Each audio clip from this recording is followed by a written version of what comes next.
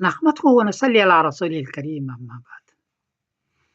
बांग्लादेश के टोंगी में जमात तबलीग का कोई इज्तिमा हो रहा था।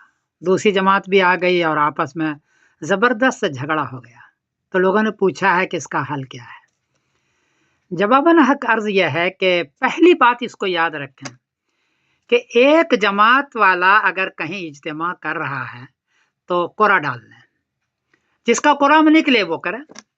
अगर कोरा नहीं डाला है तो जो जमात वाला कर रहा है उसको करने दें।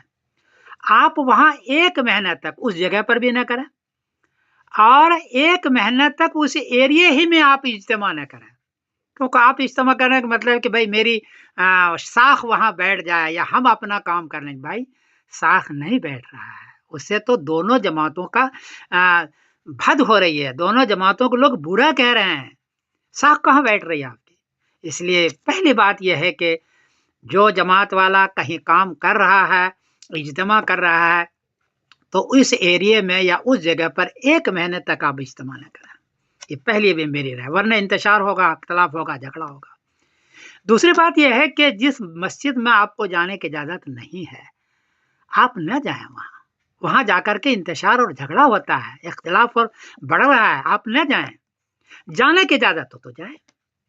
और तीसरी बात यह है कि ये जमात अब हो गई है, अब ये ख़त्म नहीं होगी। दुनिया का दस्तूर यह है कि 2 जमात अगर हो गई तो तीसरी बनेगी, चौथी बनेगी, एक नहीं बनेगी। इसलिए एक दूसरे का आप एहतराम करें, ये इकराम मुस्लिम है। जमातों में इकराम मुस्लिम एक बड़ी चीज़ है। आप दूसरों के इकराम के साथ साथ अपने भाई का जो दूसरी जमात है उसका इकराम करें आप, इससे आपका बढ़ेगा, वरना आपका इंतशार होगा, लड़ाई होगा, झगड़ा होगा और दोनों जमातों को लोग बुरा कहेंगे।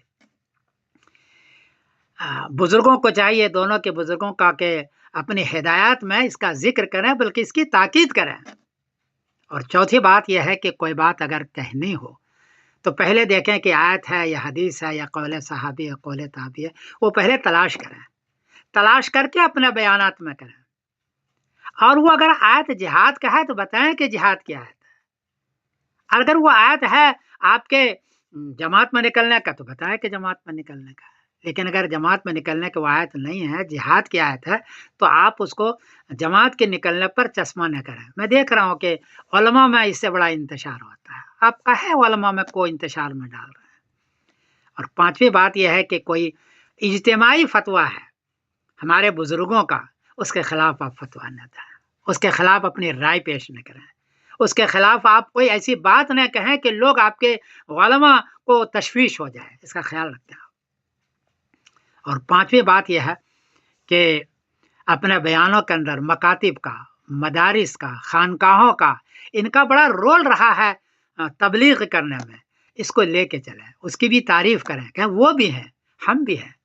सिर्फ अपने ही कि सिर्फ हम ही हैं और वो नहीं है, ऐसा इशारतन के नायतन भी न किया करें, बल्कि उनको लेके चलेंगे तो वो आपके साथ होंगे, आपके माउन बनेंगे और आपके काम की तरक्की होगी। उनको काटेंगे, उसको लेके नहीं चलेंगे तो आपके काम की तरक्की नहीं होगी, बल्कि आप तनज़्ज़ुली पर चले जाएंगे। तो ये चंद 4-5 गुजारिशात थी, इसको लेके चलेंगे तो इंशाअल्लाह जी इसकी तरक्की होगी। वरना मेरा ख्याल है कि ये इंतशार, हंगामे, आपस की लड़ाइयाँ हो जाएगी और इकराम मुस्लिम के खिलाफ होगा और जमातों का काम कम से कम होता चला जाएगा। मुझे इसका एहसास है कि जमात से भी बहुत बड़ा काम हुआ है, जमात से भी, मकातिब और मदारिस से भी हुआ है, जमात से भी हुआ, इसका एहसास है।